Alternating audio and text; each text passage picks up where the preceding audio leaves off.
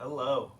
Today I am going to present to you the Cree story, the granddaughter who is eaten by a big fish. This is a story I would tell in my grade 7 class with the rationale to get them used to Indigenous storytelling protocols and to prepare them to write their own Indigenous story or their own story about an item that I have them bring to class. So, let's get started. This story is about Bigham, the grandmother in Cree, and Beulah, the granddaughter. So, one day, Bigham and Beulah were at camp, and Bigham wanted to make soup for the entire family. So, she asked Beulah to take the buckets down to the lake and retrieve some water.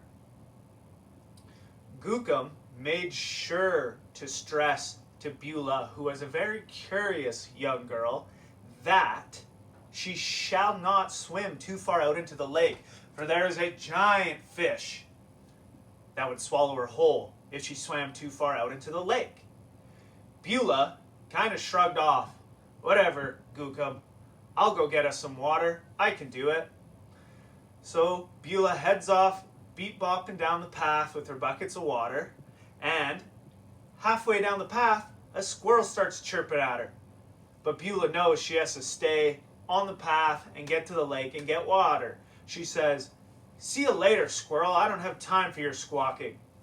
So she keeps walking, but being the curious little girl that she is, a beautiful big butterfly crosses her path. Once the butterfly crosses her path, Beulah drops the buckets and chases it around the field. She's running, and finally she realizes, oh yeah, I was going to get some water.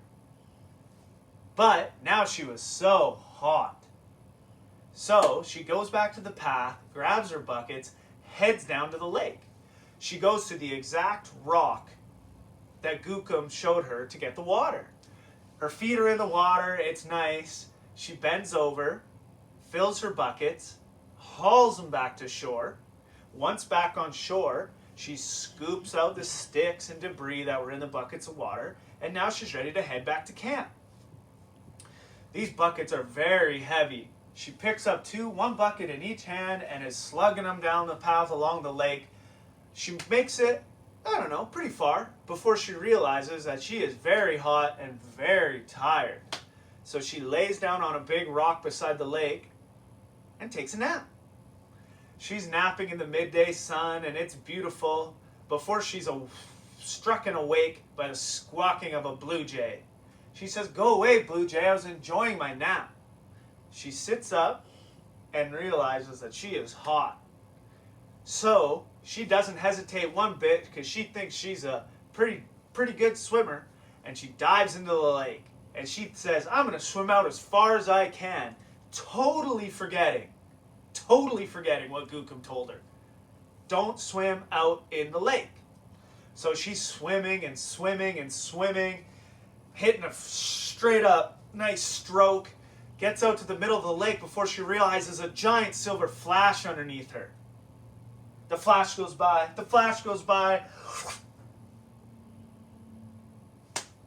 Beulah wakes up and she's in the stomach of a giant fish.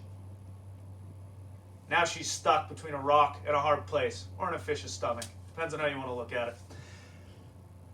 Bigham, back at camp, the day's gone on, it's dinner time, is wondering where Beulah's at. But she knows Beulah is growing up in these woods, in this camp. She knows the area. She must have just been the curious little girl that she is and got sidetracked. The whole night goes by. The whole next day goes by. We're getting into day 2 of Beulah being gone, and Bigham says, "We need to go get some food. We're starving. I hope Beulah's all right." Bigham heads down to the lake and goes fishing. She catches 6 fish.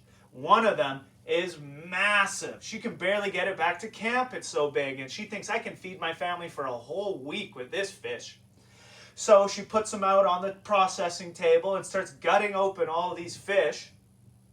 She guts 1, 2, 3, 4, the 5 small fish, And when she gets to number 6, she starts splitting it open.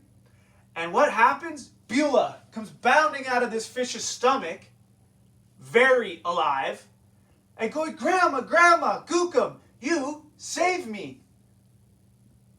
Covered in fish slime, Gookum says, "What did I say? I told you not to go swimming out far in the lake." Beulah, knowing she had done wrong by her grandma, bows her head and heads straight back down the path to the lake to wash off all the gross slime. And that is the story of the granddaughter who is eaten by the big fish. Thank you.